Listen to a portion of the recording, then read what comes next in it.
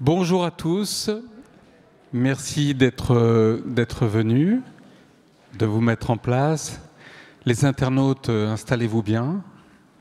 Ravi d'être avec vous de nouveau, pour la première fois en tout cas, pour cette rencontre avec Marie-Monique Robin, pour 1 heure d'entretien. Donc vous aurez une bonne partie d'interaction, hein. L'objectif, c'est que vous puissiez poser vos questions et réagir par rapport aux propos de Marie-Monique. Marie-Monique Robin est auteure, donc écrivain, journaliste et réalisatrice, et elle nous a partagé déjà de remarquables documentaires d'investigation. D'ailleurs, je tiens à dire que ça devient de plus en plus rare, des personnes comme vous qui font de l'investigation, qui prennent le temps. Et j'ai envie de commencer... Alors, on parlera bien sûr du livre que vous sortez, qui est évidemment complètement dans l'actualité. Mais j'aime beaucoup, on en parlait juste avant, de votre façon de faire, de votre méthode. Donc vous sortez un livre et vous sortez un film après et racontez comment ça se passe et comment vous impliquez la société civile. En fait, c'est la première fois que je sors d'abord le livre et le film après. Parce que le livre, j'ai dû le faire... j'ai dit que c'est un livre de confinement. Voilà. D'habitude, je fais les deux en même temps. C'est-à-dire que je pars tourner le film, ça nourrit mon livre, j'écris le livre et les deux sortent en même temps. Voilà. Et là, d'ailleurs, quand j'ai commencé à travailler sur cette question, sur les liens entre la biodiversité et la santé, et notamment l'origine des pandémies, j'ai tout de suite pensé film, d'abord. J'ai commencé à écrire un synopsis. Évidemment, il s'est avéré que voyager en 2020, c'était complètement impossible. Bon, cela dit, c'est pas très facile en ce moment non plus. Moi, j'étais hier à Atlanta pour le film et j'ai vraiment eu beaucoup de mal à aller aux États-Unis. Hier à Atlanta ? Oui, j'étais à New York et à vous allez Atlanta. bien, là, ça va ? Oui, je suis dans le décalage horaire, donc j'ai passé d'Atlanta à Montsartou.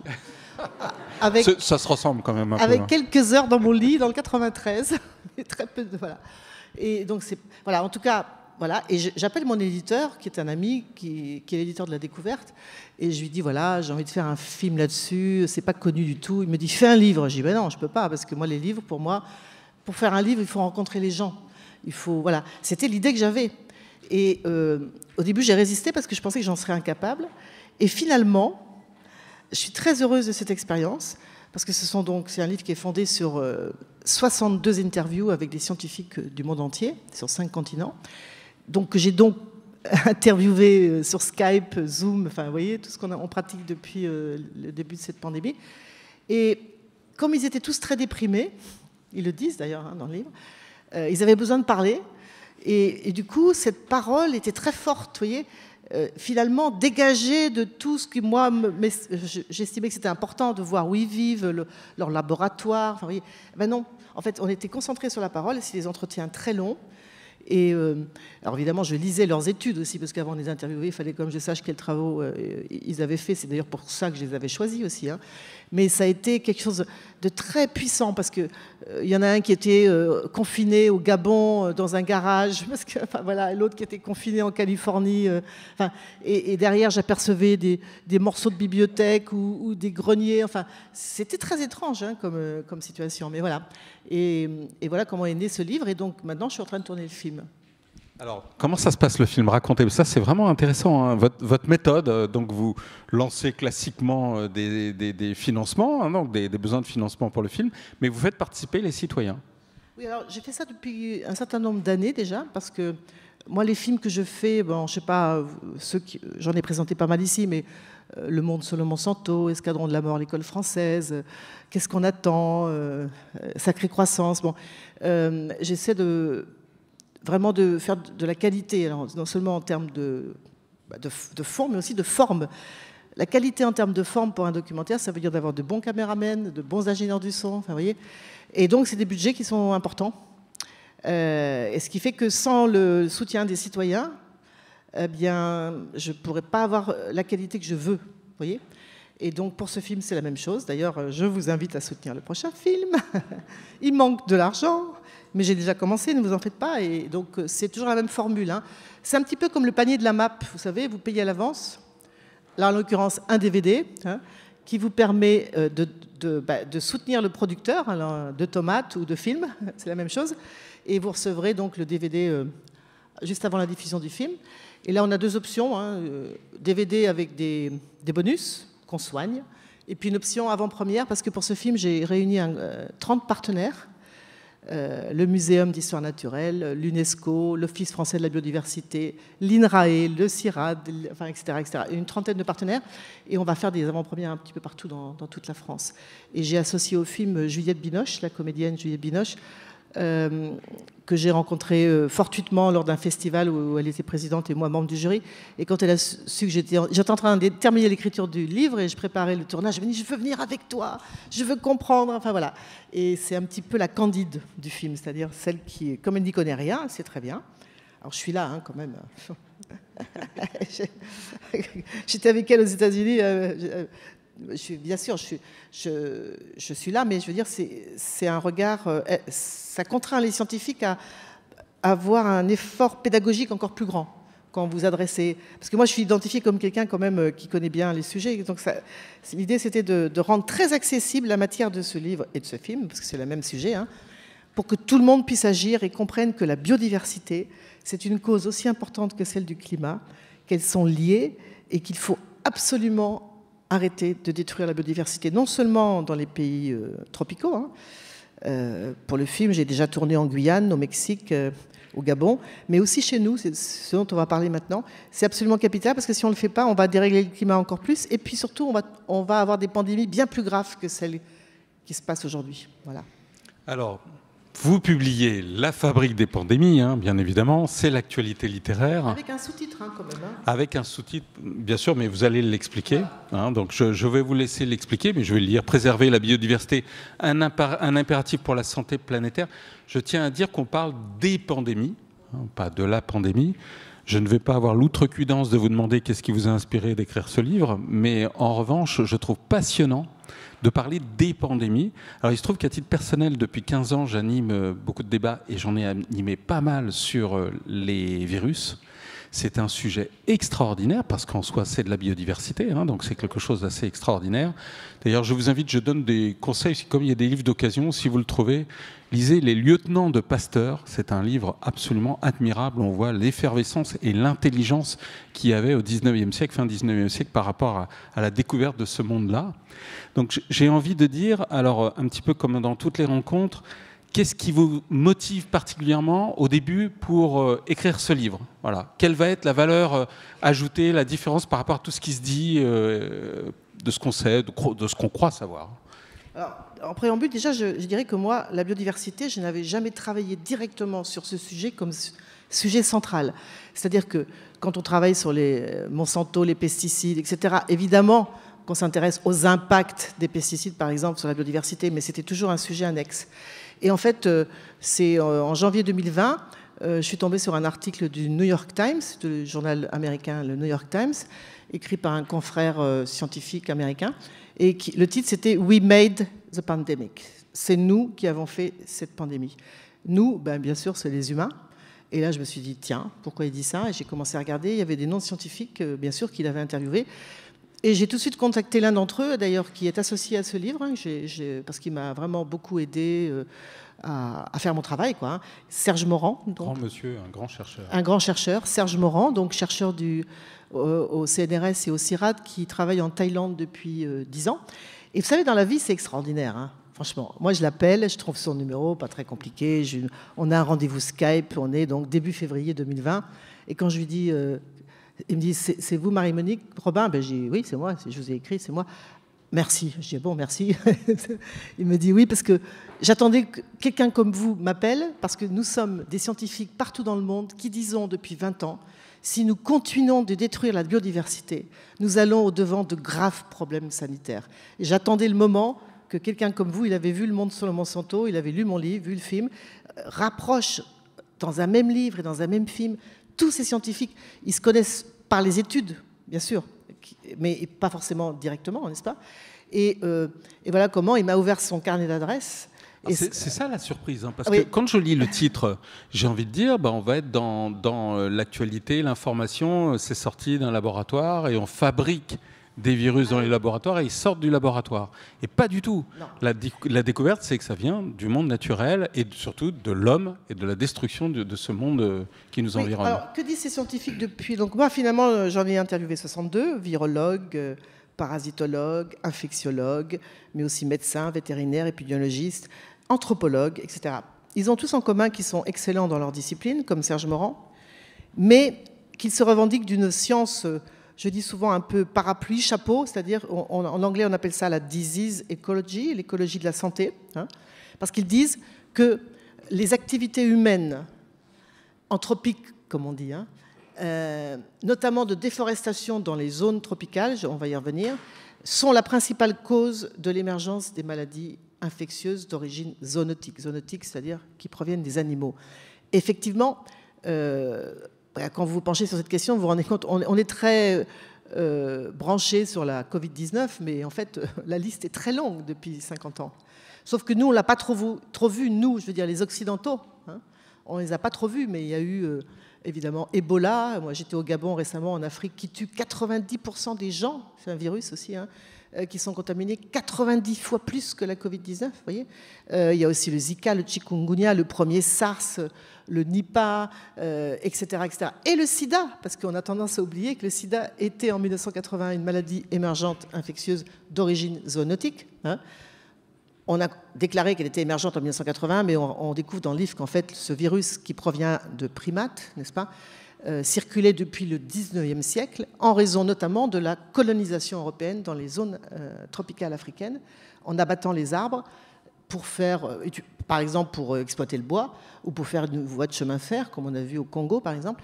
Eh bien, les hommes ont été en contact avec ce virus d'origine zoonotique d'un primate. Le virus a circulé de manière très diffuse et à bas bruit pendant des décennies, parce que vous savez, c'est ça la caractéristique des virus, hein.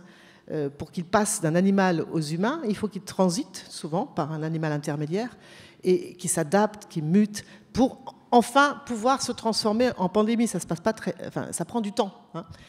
Et ce qu'on comprend, c'est que je vais vous donner un exemple d'un virus qui résume à lui seul les 3 facteurs principaux qui sont à l'origine de toutes ces pandémies ou épidémies dont je viens de parler. C'est l'histoire du virus du Nipah. Ça se passe donc en 1997. On déforeste sur l'île de Bornéo pour mettre des monocultures de plantation d'huile de palme. Et les chauves-souris qui vivent dans cette forêt tropicale sont obligées de s'enfuir. Alors moi, depuis que j'ai fait ce livre, je suis tombée amoureuse des chauves-souris. Hein. Pas que des chauves-souris, d'ailleurs, des renards, enfin bref, de plein de bêtes dont on voudrait se débarrasser. On a bien tort, vous allez voir pourquoi.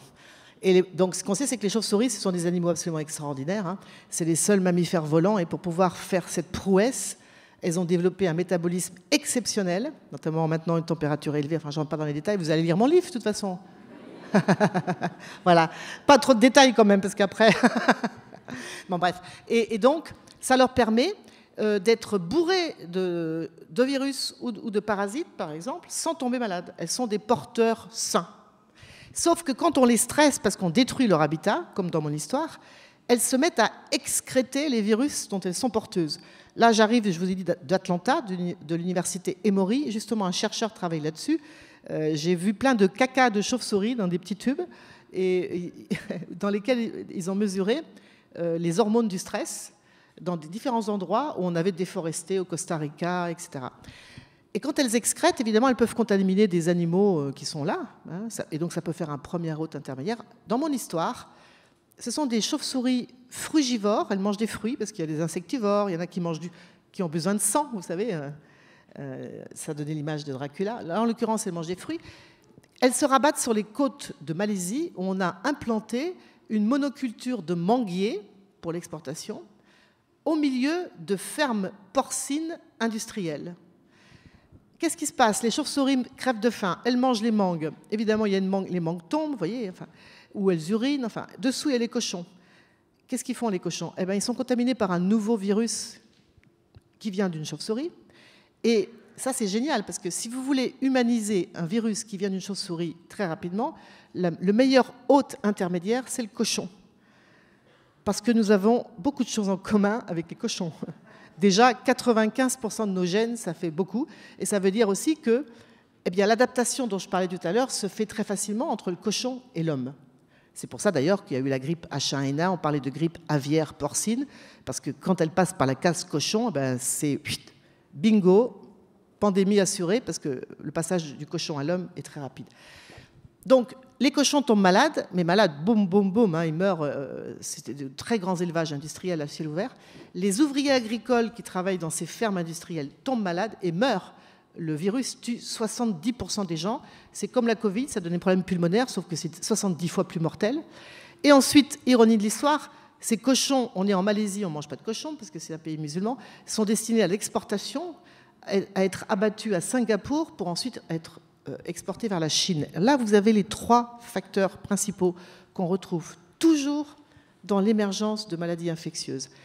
La déforestation, les élevages industriels qui servent d'amplificateurs, et puis la globalisation, c'est-à-dire le fait que les virus peuvent voyager en bateau, enfin très rapidement. Alors, la déforestation, c'est quoi? Alors pourquoi? Si je peux me permettre. D'accord. Ce qu'il faut comprendre, c'est que les agents pathogènes potentiellement dangereux pour les humains ne sont pas distribués par hasard sur cette planète. C'est normal, il y en a beaucoup là où il y a une grande biodiversité, d'accord?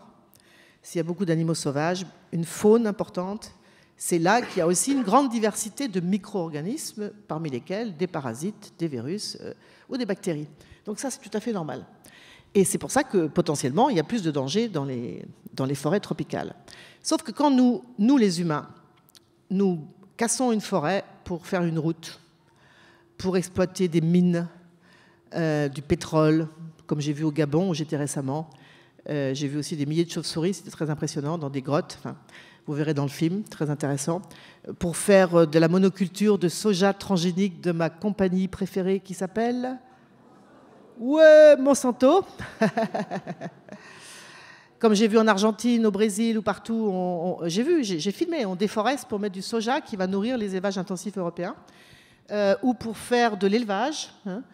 Eh bien, quand vous faites ça, eh bien, déjà, vous faites intrusion dans cet univers où il y a potentiellement beaucoup d'agents pathogènes, et vous rompez l'équilibre qui existait dans cette forêt tropicale. Et ça, c'est absolument capital dans le livre, c'est au cœur du livre, en fait.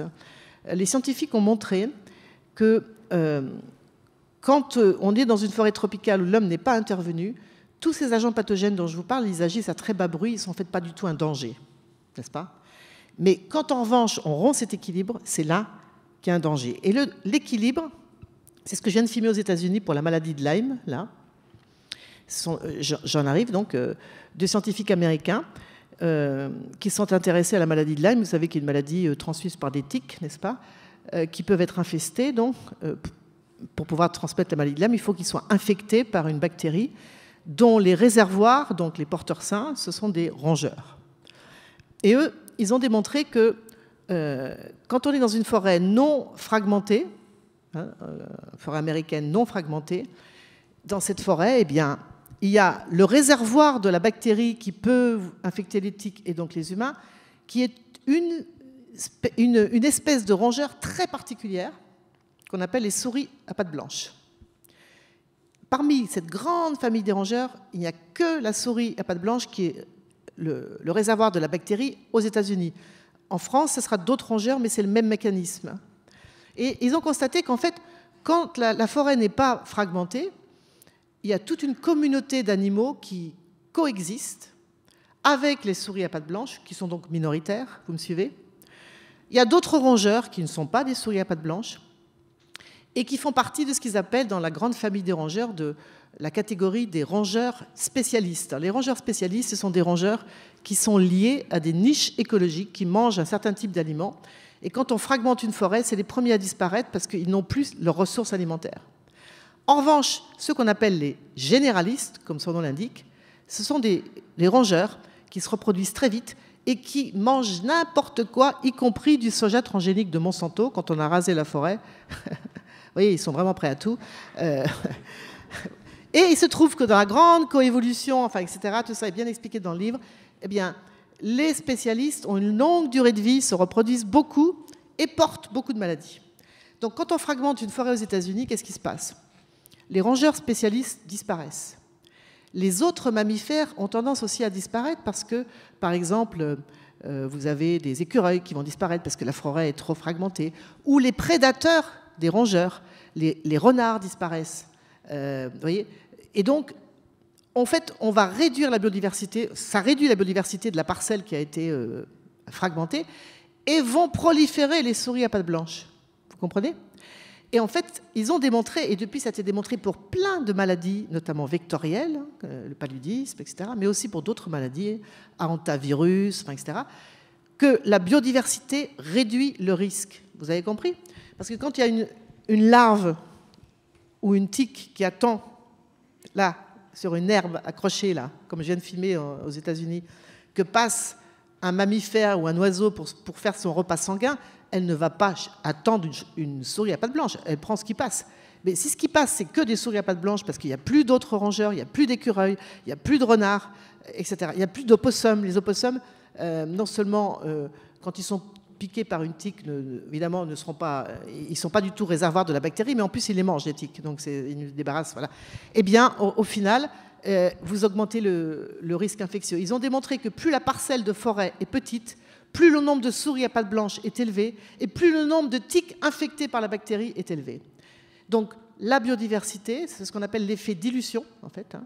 La biodiversité dilue le risque infectieux. Et c'est vrai pour, je vous dis, de nombreuses maladies. Ce qui est formidable, vous avez vu, pour l'animateur que je suis, je pose une question et je suis tranquille. Ça, c'est très, très bien.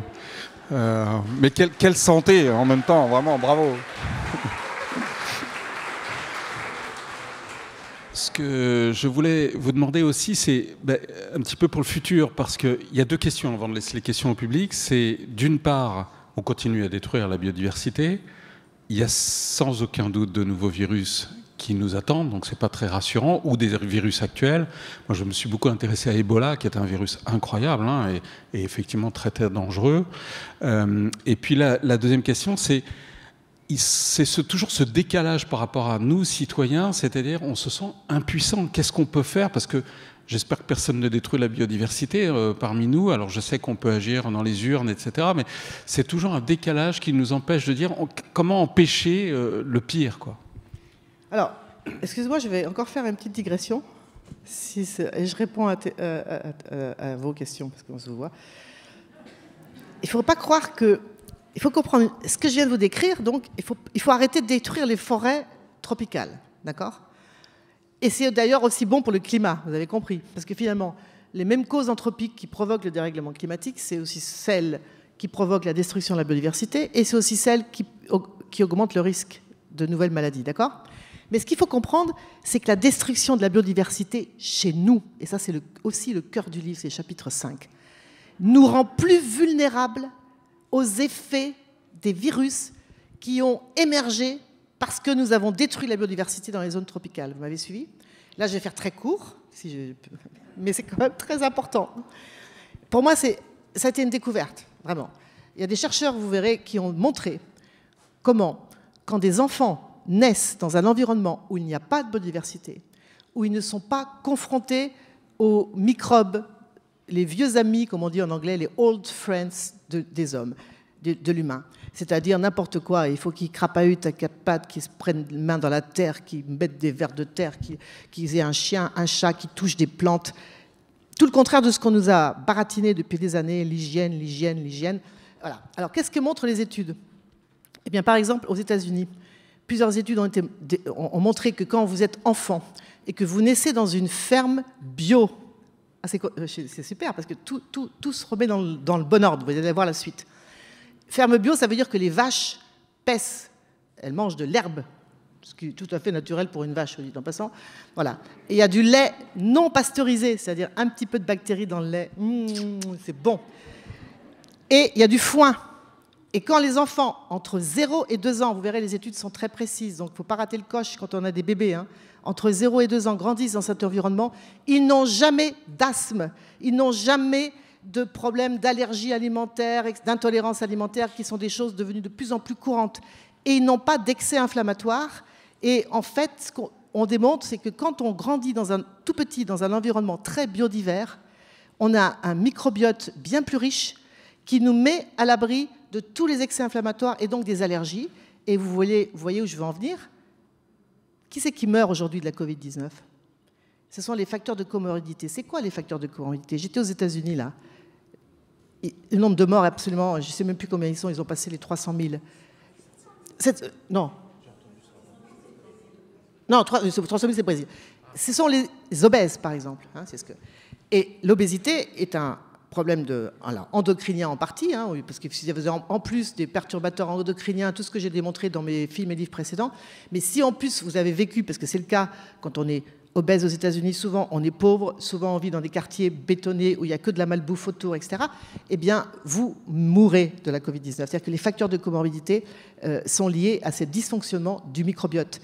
Et ça c'est très intéressant parce que ça explique pourquoi en Thaïlande, par exemple, où je dois aller bientôt dès que les frontières sont ouvertes, retrouver Serge Morand, il me disait encore il y a 3 jours, 80 millions d'habitants, 1000 morts. 1000 morts. Hein, vous voyez, presque la même population que nous. J'étais au Gabon, 2 millions d'habitants, 130 morts de la Covid. Et en fait, les études montrent que dans les campagnes, pas dans les villes, parce que dans les grandes villes, les grandes métropoles, qu'on soit une métropole, on soit à Libreville, à Atlanta, à Paris ou n'importe où, eh bien, il y a une uniformisation des modes d'alimentation, etc. On a les mêmes problèmes d'asthme, d'allergie alimentaire, etc.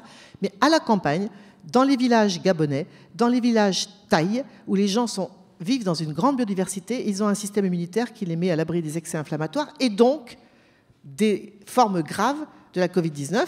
Là, Serge Morand m'expliquait qu'il a prélevé le sang de 800 villageois thaïlandais. Ils ont tous des anticorps, donc ils ont eu la Covid-19. Ils ne sont pas tombés malades et encore moins morts. Tout ça pour vous dire que ce que disent les scientifiques là, ils disent que nous sommes rentrés dans la 4e transition épidémiologique de l'humanité. Bon, la première, c'est quand on est sorti d'Afrique il y a 150 000 ans, avec un fardeau d'agents infectieux, de virus qui provenaient d'un ancêtre primate commun. On en a attrapé de nouveau en se déplaçant pour coloniser l'Asie, l'Europe. Première transition épidémiologique. La deuxième, c'est au néolithique, quand on a fait on a l'agriculture, etc., et l'élevage. On ne s'imagine pas à quel point le fait d'avoir domestiqué des animaux sauvages a fait qu'on a échangé avec ces animaux un grand nombre de virus. Et d'ailleurs, il y a eu beaucoup de morts des deux côtés. Hein. Voilà, ça c'est la deuxième transition épidémiologique. La troisième, c'est les grandes conquêtes européennes, le commerce, les routes de la soie, etc., qui faisaient que les rats, qui sont originaires d'Asie, montaient dans les cales des bateaux et emmenaient la peste en Europe. Ça, c'est la troisième. Et la quatrième, c'est celle dans laquelle nous sommes, qui est caractérisée par un double fardeau sanitaire. Le premier, ce sont toutes les maladies chroniques que j'ai décrites par ailleurs dans Notre Poison quotidien, Le Monde sans le Monsanto, le Roundup face à ses juges, et qui font beaucoup de morts dans nos familles, hein, n'est-ce pas? Les cancers, les maladies neurodégénératives, etc. Hein, et ça, c'est la première chose. Et deuxième fardeau sanitaire, le risque infectieux qui va, et là j'en viens à votre question, qui va continuer à augmenter, c'est évident.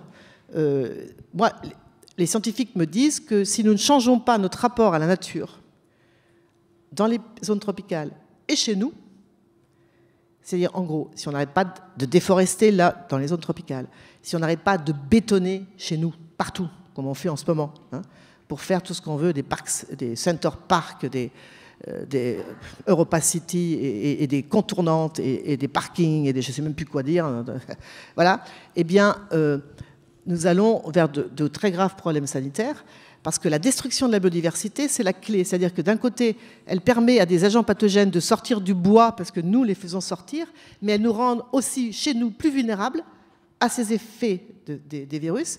Donc voilà. Alors, si on ne change pas de cap, ils nous disent que nous sommes entrés, et ils pensent que nous sommes déjà entrés dans ce qu'ils appellent une ère d'épidémie, de pandémie, et une ère de confinement chronique. Donc ça, ce n'est pas une très bonne nouvelle. On est d'accord ?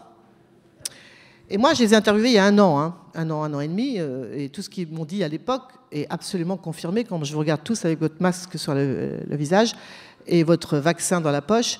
Voilà, ça va durer, ça va durer. Et ça va durer. Ce qu'il ne faudrait surtout pas, c'est que d'autres arrivent derrière, beaucoup plus dangereux. Donc, qu'est-ce qu'il faut faire? C'est tout le dernier chapitre. On en revient toujours au même. Et ça, c'est intéressant de voir des scientifiques qui disent voilà ce qu'il faut faire, parce que ça, c'est assez rare en fait. Moi, la suspense, c'est acheter le livre, parce que on va continuer. Est-ce que vous avez des questions? Je pense qu'il y en a beaucoup. Déjà, il y a beaucoup de monde, et on va prendre 2-3 premières questions pour que Marie-Monique puisse les choisir et ne fasse pas trop de discrétion quand même, hein, parce que vous avez remarqué. Alors, comme tout à l'heure, on va pas prendre la première question, on va prendre tout de suite la deuxième question. Non, pas de questions. Voilà, vous les avez impressionnés. Et ça, maintenant, on ne sait plus quoi faire. Voilà. Donc, moi j'en ai un. Bon, d'accord. Monsieur et Madame, après. Merci bien. Est-ce que vous pourriez nous consoler un peu, à savoir qu'avec la disparition de la biodiversité, est-ce que ça n'a pas permis quand même d'évacuer et d'éliminer certains virus ou certaines maladies qui auraient pu nous toucher autrement? Le contraire en fait. C'est justement tout le contraire. C'est-à-dire que, évidemment, la première chose qu'on pourrait se dire, puisque par exemple dans les zones tropicales, il y a beaucoup d'agents pathogènes potentiels, pour les coronavirus par exemple, on en a déjà identifié 300. Quand j'étais au Gabon, ils en ont identifié plusieurs. Voilà, mais il n'y a pas que les coronavirus. Donc on va détruire les chauves-souris, on va détruire les rongeurs et les primates, et on va débarrasser des réservoirs. Sauf que ce que je viens de vous dire montre que ce sera le contraire qui se passera.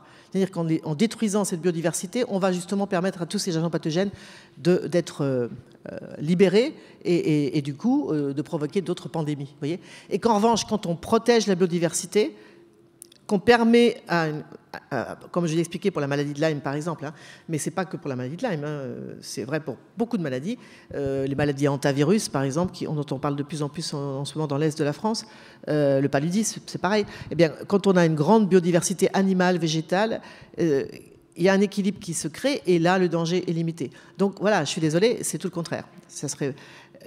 Et en plus, si on détruisait, notre option, certains ont dit ça, bétonnons tout partout, sauf que si on bétonne tout partout, eh bien, nous allons avoir des microbiotes tellement ravagés qu'on va mourir comme des mouches de n'importe quoi. C'est-à-dire qu'on n'aura plus du tout d'immunité, vous voyez. Donc voilà. Par contre, je suis d'accord avec monsieur, il peut y avoir du bon sens quand même. Je me rappelle que l'ancien président des États-Unis a décrété qu'il n'y aurait plus de feux de forêt si on coupait tous les arbres. Voilà, mais c'est ça. Je le cite d'ailleurs dans mon bouquin parce que c'est effectivement, c'est exactement ça. Si vous voulez plus de feux de forêt, vous coupez tous les arbres, évidemment. C'est ce qu'avait dit Trump. Voilà. Évidemment. Enfin bon, voilà. Donc non, la solution c'est pas ça, mais des solutions, il y en a plein. Voilà. Et elles sont aussi bonnes pour le climat que pour la biodiversité et que pour la santé. Ça veut dire, par exemple, donc on arrête de déforester, mais ça veut dire donc qu'on arrête d'importer du soja transgénique d'Amérique latine pour nourrir les élevages intensifs de porcs, de poulets, etc., et de vaches européens. Ça veut dire donc qu'on mange beaucoup moins de viande parce qu'on ne mange plus la viande industrielle où en plus on fait souffrir les animaux. On mange beaucoup moins de viande que de la viande de qualité avec des producteurs locaux qu'on connaît, enfin, etc. Vous voyez, ça veut dire qu'on ne signe pas un accord de libre-échange avec le Mercosur parce qu'il est prévu dedans d'importer du bœuf brésilien. Parce que quand on importe du bœuf brésilien, je l'ai vu, j'étais en Amazonie pour filmer en mars, eh bien on déforeste l'Amazonie. Ça veut dire aussi qu'on relocalise, et ça fait très longtemps que je l'ai dit dans d'autres films et livres, la production et la consommation d'aliments, n'est-ce pas? Ça veut dire qu'on arrête de bétonner, on se mobilise pour défendre les terres agricoles, pour créer partout des jardins partagés. Enfin, alors ça sera bon pour la qualité des aliments, mais ça sera bon pour notre santé aussi, ça sera bon pour nos enfants, qu'on met des jardins, des potagers dans toutes les écoles. Voilà. Parce que les enfants, ils doivent être en contact avec la terre, avec la nature. C'est ça qui fera qu'ils n'auront pas d'asthme. Vous avez bien vu que dans toutes nos familles, on a des jeunes qui ont des intolérances alimentaires. On n'avait pas ça il y a 20 ans, vous êtes bien d'accord?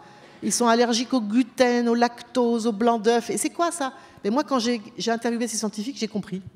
J'ai compris d'où ça venait. Parce que ce n'est pas une fatalité d'un seul coup. Les jeunes ne peuvent plus manger de lactose ou de je ne sais pas quoi. Enfin, donc, les solutions, elles sont nombreuses. Et et ce sont toujours les mêmes, en fait.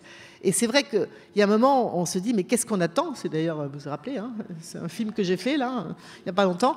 Qu'est-ce qu'on attend? Parce que pour les hommes politiques, s'ils prennent les bonnes solutions, eh bien, c'est du gagnant, gagnant, gagnant. C'est-à-dire qu'on atteint plein d'objectifs en même temps.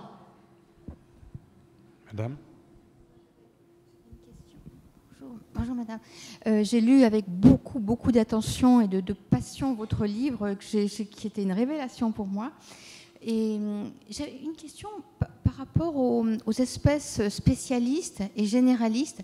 Est-ce qu'on ne peut pas imaginer que les espèces spécialistes peuvent s'adapter ou muter en quelque sorte de manière à pouvoir survivre et oui. aller à l'encontre? Ouais. Ça, c'est une question que j'ai posée aux scientifiques parce qu'on se dit pourquoi les souris à pattes blanches dont je vous ai parlé, c'est des généralistes, elles mangent n'importe quoi. Donc, il y a du maïs, il y a du soja, enfin, elles se reproduisent plus. Et comment se fait-il que ce sont elles précisément qui sont les réservoirs et les porteurs sains, d'accord? Et en fait, les parasitologues vous disent que ça, c'est une histoire d'évolution. C'est-à-dire qu'on survécu à toute l'évolution, parce que les rongeurs existent depuis, je donne le nombre d'années, des millions d'années, hein, donc, selon les endroits où ils étaient, etc.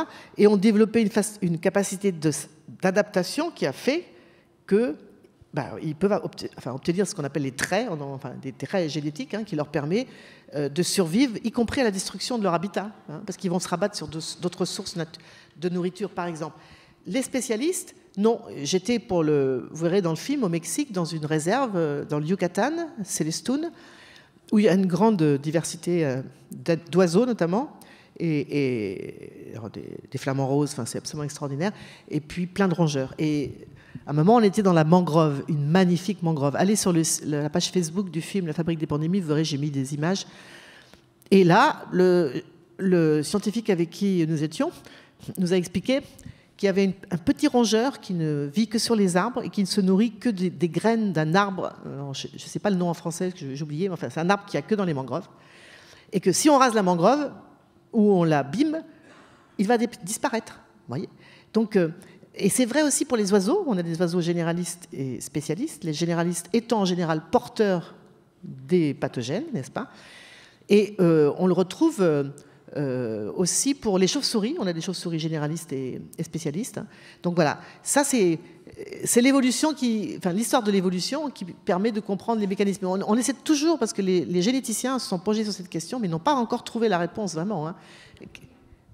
Ah oui, c'est Darwin, bien sûr. C'est l'évolution. Mais après, qu'est-ce qui fait que... Vous voyez, les spécialistes, par exemple, ils vivent beaucoup plus longtemps et se reproduisent très peu. Et ils sont liés... C'est les mêmes rongeurs, hein, c'est des rongeurs aussi. Hein. Voilà. Je ne peux pas vous donner plus que ça parce qu'on n'a pas toutes les clés pour comprendre. Mais en fait, ces deux familles existent. J'avais une autre question. Votre film sort quand ? Alors, normalement, le film sort le 22 mai 2022. C'est la Journée internationale de la biodiversité. Après le 5e confinement, donc. Voilà, ou le 10e. Avant, il y aura beaucoup d'avant-premières qui auront lieu donc, non seulement en France, mais comme l'UNESCO est partenaire dans les pays où nous avons filmé, pour encourager les pays aussi à protéger leur biodiversité. Et, donc, et ensuite circulera dans les cinémas pour faire des débats, c'est ce qu'on espère, je vous le dis, parce que il y a peut-être des gens qui travaillent dans des associations. Là, on est en train de travailler avec pas mal d'associations pour justement s'emparer du film pour que véritablement on arrive à faire comprendre non seulement aux citoyens et citoyennes, mais aussi aux décideurs politiques, etc., que la biodiversité, si vous voulez, c'est pas un supplément d'âme, quoi. Je dis toujours en rigolant, un peu en autodérision, pour Bobo écolo à vélo, dont je fais partie. Non, c'est-à-dire c'est notre maison commune. Si nous détruisons la biodiversité, nous allons disparaître, comme ceux que nous faisons disparaître, n'est-ce pas ? Et on disparaîtra comment ? Mais comme je viens de vous le décrire, c'est-à-dire avec des foyers épidémiques de plus en plus nombreux, des maladies de plus en plus nombreuses, sans parler du dérèglement climatique, évidemment. Donc, voilà, et comme je vous disais, vous pouvez aller, bon, si vous venez à la sortie, là, je peux vous mettre un petit papier, mais sinon, m2rfilm.com, vous allez sur le site et vous pouvez... le soutenir et on vous informe des avant-premières, etc. Voilà. Merci, vous l'avez déjà fait. Merci. C'est important, alors j'ai dit tout à l'heure, mais c'est important du point de vue financier parce que ça me permet d'avoir 2 caméramans, un droniste, tout ça, mais aussi parce que ça crée une communauté de citoyens très tôt autour de cette grande cause qui est trop oubliée, trop méconnue, parce que le climat, bon, petit à petit, on a quand même, enfin, un certain nombre, je crois qu'une majorité de citoyens en tout cas, a vraiment compris que c'était sérieux, mais la destruction de la biodiversité, c'est aussi sérieux et c'est lié. Donc, moi, je rêve d'une prochaine manif pour le climat où on ait aussi des pancartes pour la biodiversité. Parce que c'est vraiment 2 causes essentielles et liées. Voilà. Oui. Et je profite que le micro arrive. J'ai quelque chose qui m'a beaucoup intéressé aussi. C'est cette approche de la science qui est limitée parce que pas soutenue à travers l'interdisciplinarité. Ça nécessite, c'est tellement complexe. Oui. Qu'il faut une interdisciplinarité dans la recherche et on a du mal à mettre ça en œuvre et être soutenu aujourd'hui. Alors tous les scientifiques du livre s'en plaignent. Ils disent qu'on est au XXIe siècle, à l'ère de l'Anthropocène, hein, vous savez ce que c'est, donc cette ère géologique où ce sont les humains qui provoquent les grandes transformations environnementales. Et il faut changer de logiciel. Non seulement, évidemment, politique, social. Bon, moi j'ai fait Sacrée Croissance, vous savez, pour montrer que c'est un film ou un livre aussi, montrer qu'il faut les changer de modèle économique, le PIB n'étant plus le bon outil, évidemment, si on veut éviter une crise majeure, écologique majeure et climatique, bien sûr. Mais il faut aussi changer dans les modes de fonctionnement de la science, parce qu'en fait, tous ces scientifiques, eux, ils ont, je vous ai dit, cette démarche interdisciplinaire, hein, mais ils souffrent beaucoup du fait que les agences qui financent la recherche privilégient les projets qui sont monodisciplinaires, hein, c'est-à-dire un virologue va travailler sur les virus et puis il ne regarde pas ce qui se passe à côté, hein, voilà, et on encourage ça, hein, dans le but de publication, etc. Et ils disent que si on veut résoudre la crise du climat, de la crise de la biodiversité, de la crise sanitaire, hein, auquel il faut ajouter une autre crise dont on parle aussi dans ce livre, et c'est très intéressant de voir le regard des scientifiques, l'explosion des inégalités, parce que tout ça va ensemble. On ne peut pas demander à des paysans asiatiques de protéger la biodiversité s'ils crèvent de faim. C'est clair. Hein. Donc voilà. Eh bien, pour faire face à tout ça, il faut qu'on encourage la transdisciplinarité, c'est-à-dire une science qui soit une science de solution, et on ne pourra pas trouver de solution à ces grands défis si on ne mobilise pas toutes les compétences et tous les savoirs, ce qui n'exclut pas l'excellence d'ailleurs, hein, parce qu'on a besoin d'excellents virologues, d'excellents parasitologues, mais qu'ils travaillent ensemble dans une vision globale et holistique, comme on dit, hein, qui est comment on fait pour proposer des solutions efficaces aux décideurs politiques pour éviter le pire, quoi. Voilà, c'est aussi simple que ça. Et malheureusement, comme vous le disiez, hein, ils s'en plaignent tous parce qu'en général, quand ils montent des projets transdisciplinaires, ils ont beaucoup de mal à les faire financer parce qu'on est dans une logique, on appelle ça les silos en sciences. Hein. Chacun est dans son silo, mais on a la même logique des silos dans les gouvernements. Je suis toujours frappée de voir comment le ministère de l'Agriculture va continuer à soutenir les pesticides, importer du soja transgénique, exporter des poulets bas de gamme, etc., sans tenir compte des coûts environnementaux, des coûts sanitaires de ce modèle, n'est-ce pas?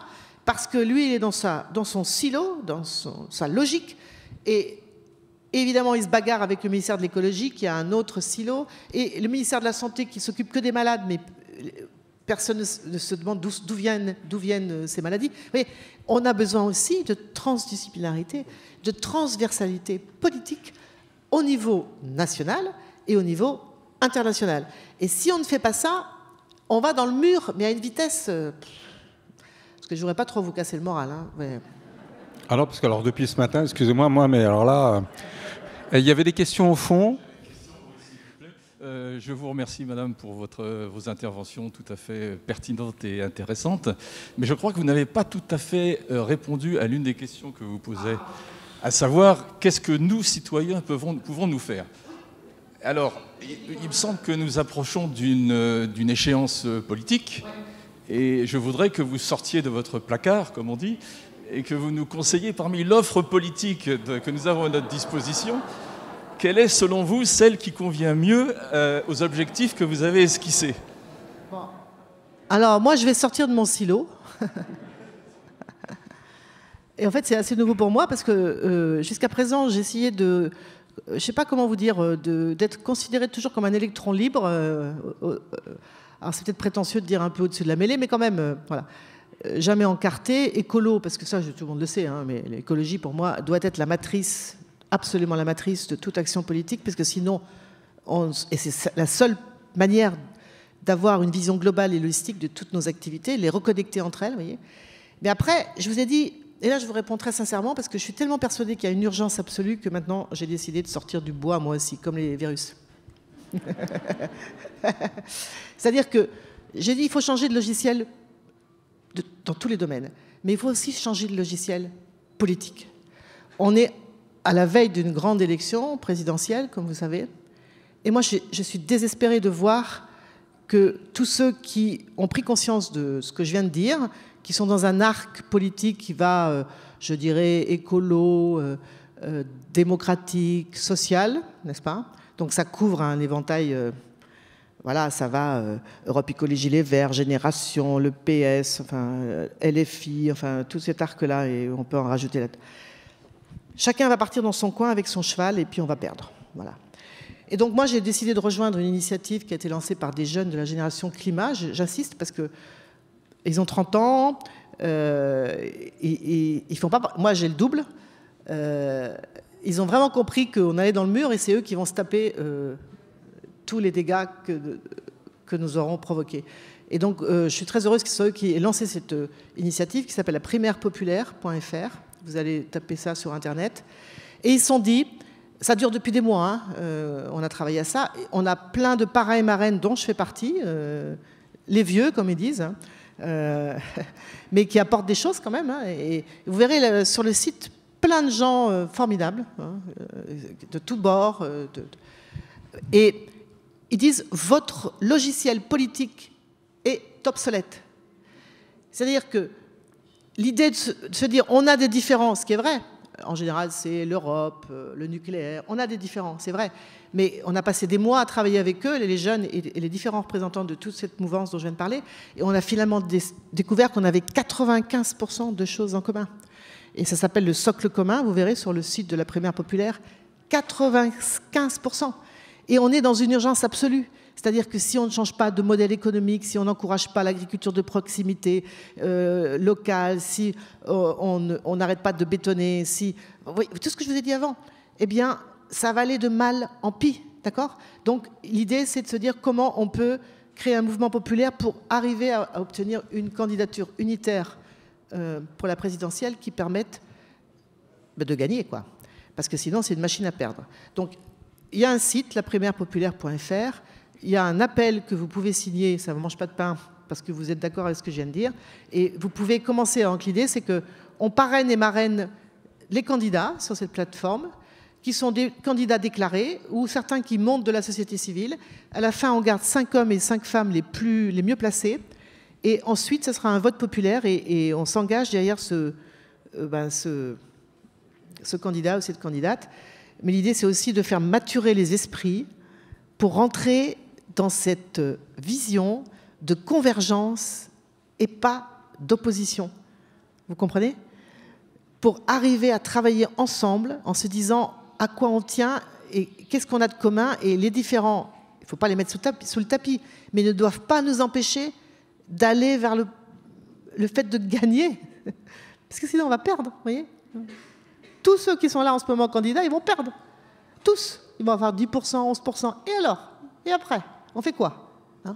Donc voilà, j'ai répondu à votre question. Alors là, je ne peux pas être plus clair, hein.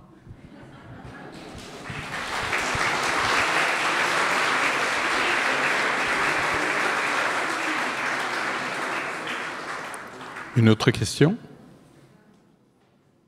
Monsieur, le micro arrive. Ah, vous êtes fait chipper le micro, monsieur. C'est pas grave, allez-y, allez-y, allez-y. Là, ça va être une question scientifique. Oui, bonjour, oui, je travaille dans la recherche médicale et on s'est déjà rencontrés d'ailleurs. Je voudrais vous poser la question, qu'est-ce que vous pensez faire par rapport au milieu médical? Parce que si on regarde la pratique actuelle en France, on l'a bien vu lors de l'épidémie, vous qui n'êtes pas un médecin, vous êtes posé la question d'où vient l'épidémie. Oui. Est-ce que vous avez souvent entendu des médecins s'exprimer pour se poser la question? Non, on parle de vaccins, on parle de traitement, on parle de tout ce qu'on veut.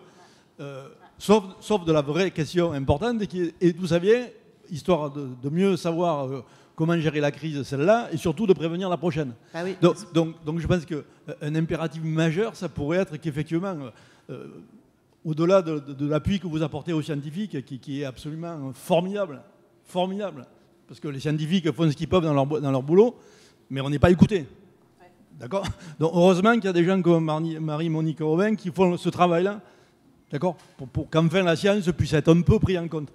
Mais donc spécifiquement en France, je pense qu'il y a un travail énorme à faire, colossal, au niveau du monde médical, pour que les médecins arrêtent de sortir de leur logique, ce qu'on leur a appris à la fac de médecine, qui est soigner des malades, et enfin s'intéresser aux gens pour qu'ils ne soient pas malades. Mais vous savez, ça revient à ce que j'ai dit tout à l'heure sur la logique des silos. Hein. Les médecins, tels que l'enseignement est pratiqué dans les universités de médecine, bon, d'abord, les modes de recrutement, je ne suis pas sûre qu'on privilégie les qualités humaines, d'ouverture, etc., hein, quand on fait les... Enfin bref, ça c'est un vrai problème. Mais il n'y a toujours pas de chaire de santé environnementale, par exemple. Hein. Dans le livre, il y a un médecin qui me raconte que quand il a fait ses études il y a 30 ou 40 ans, il y avait 2 heures sur les zoonoses. Toutes les maladies, 70% des maladies sont d'origine zoonotique, soit elles viennent d'animaux sauvages ou domestiques.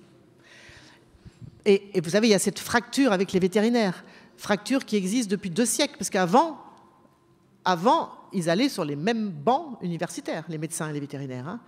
Et d'ailleurs, un mépris très grand des médecins pour les vétérinaires, etc. On l'a vu d'ailleurs au moment de la Covid, vous savez, pour les tests PCR, enfin, etc. Donc là aussi, quand on parle de transdisciplinarité, c'est ça. Mais ça veut dire revoir la formation des médecins. D'accord ? Et ça manque cruellement. Parce qu'évidemment, ils sont même tellement dans la logique des silos qu'ils vont être spécialisés du foie, qu'ils vont vous filer des médicaments et qui vont vous rendre malade les reins, puis après vous prendre un autre médicament. Puis il n'y a plus de vision globale non plus, ni holistique du corps, n'est-ce pas ? Donc voilà, cette logique des silos est absolument terrifiante parce que chacun ne s'occupe que de son petit bout de sa lorgnette, n'est-ce pas ? Et sans interconnexion avec les autres, donc on peut avoir des dégâts. Et les dégâts, on les voit maintenant, quoi. Je donne souvent l'exemple des antibiotiques. Le fait que les vétérinaires ne travaillent pas avec les médecins et vice-versa, et qu'on n'encourage pas ce travail commun, fait que dans leur coin, les vétérinaires vont administrer ou faire administrer des antibiotiques, y compris à titre préventif dans les élevages intensifs, n'est-ce pas ? En oubliant que nous, comme j'ai dit tout à l'heure, on est des cousins du cochon, nous, hein, voilà, et que parfois on les mange, les cochons, enfin, et qu'on se retrouve donc avec un problème d'antibiorésistance phénoménal, dont on prédit que, alors je ne me rappelle plus des chiffres, je le mets dans le livre, mais je ne sais plus combien de dizaines de millions de morts à l'horizon en 2030. Énorme problème, parce qu'on a dissocié, hein, n'est-ce pas ?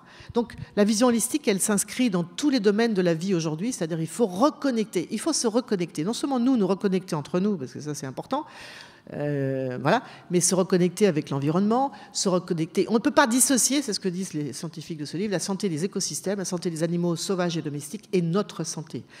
Tout est lié. Et le fait de couper ces liens, eh bien, est la cause principale de l'impasse dans laquelle nous sommes en train de nous enfoncer. Voilà. Et en ajoutant que nous sommes quand même une espèce très particulière, nous les humains. Un parasitologue me racontait, donc, il s'occupe des parasites. Vous savez que les parasites, ce sont des micro-organismes qui vivent aux dépens de leur hôte. Mais ils ne sont pas assez fous pour détruire complètement l'hôte. Parce que s'ils détruisent l'hôte, ils disparaissent. Et nous, qu'est-ce qu'on fait avec les ressources de cette planète ? Ils m'ont dit, ce parasitologue m'a dit, on est le pire parasite. Enfin, c'est même dans le monde animal, ça n'existe pas, des parasites comme ça. Donc, il faudrait qu'on remette les pieds sur terre, qu'on arrête de penser qu'on est au haut de la pyramide du vivant, parce qu'en fait, non. Si on est tous interconnectés, on a besoin de tous les autres organismes vivants sur cette planète, et on soit un petit peu moins prétentieux, parce que notre prétention va nous mener à un avenir très sombre.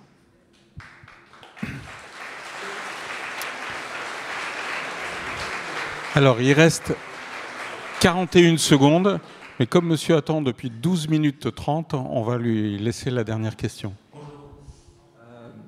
Ça rejoint en fait un peu ce que monsieur parlait au sujet de la médecine, mais En fait, moi, je ne peux pas m'empêcher de faire un parallèle avec avec une espèce de risque qui est en train de s'installer peut-être. C'est un peu un problème de schéma de pensée unique qui a tendance à venir, à nous imposer un peu la façon de fonctionner, avec une chasse qui s'installe sur la diversification des pensées et qui est en fait la base même du progrès, de l'échange, de la contradiction qui amène les solutions. Je voulais savoir si c'est quelque chose qui vous interpelle déjà. Oui, alors il faut que je te réponde très très rapidement, c'est ça? Ça c'est une question importante parce que... Il y a marqué stop en gros là. Il faut marquer stop, d'accord.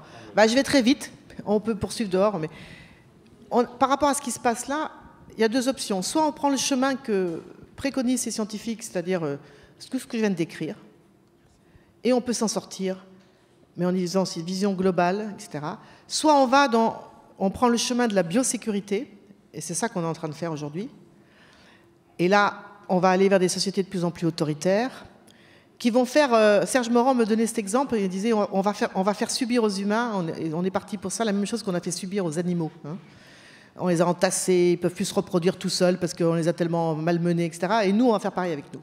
Et voilà, bon, je réponds très vite, je ne peux pas vous en dire plus que là, mais en tout cas, la biosécurité, ça veut dire aussi que dès qu'il y a un risque infectieux, on abat des millions de poules, des millions de canards, des millions de cochons, des millions...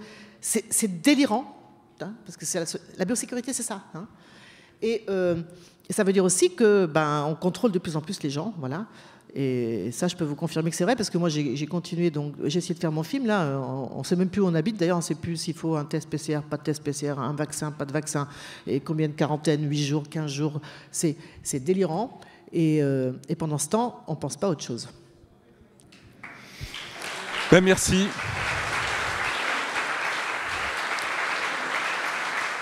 Merci Marie-Monique, beaucoup. Beaucoup de pêche aussi, ça nous donne de l'énergie quand même. Et on vous retrouve à la table dédicace. Oui, moi j'ai toujours dit que non seulement il était trop tard pour être pessimiste, mais aussi qu'il fallait garder le pessimisme pour des jours meilleurs. Et qu'on n'a pas d'autre choix que... Serge Morand, il dit souvent quelle est la différence entre un pessimiste et un optimiste. Le pessimiste, il dit ça ne pourra pas être pire, et l'optimiste, il dit si ça peut.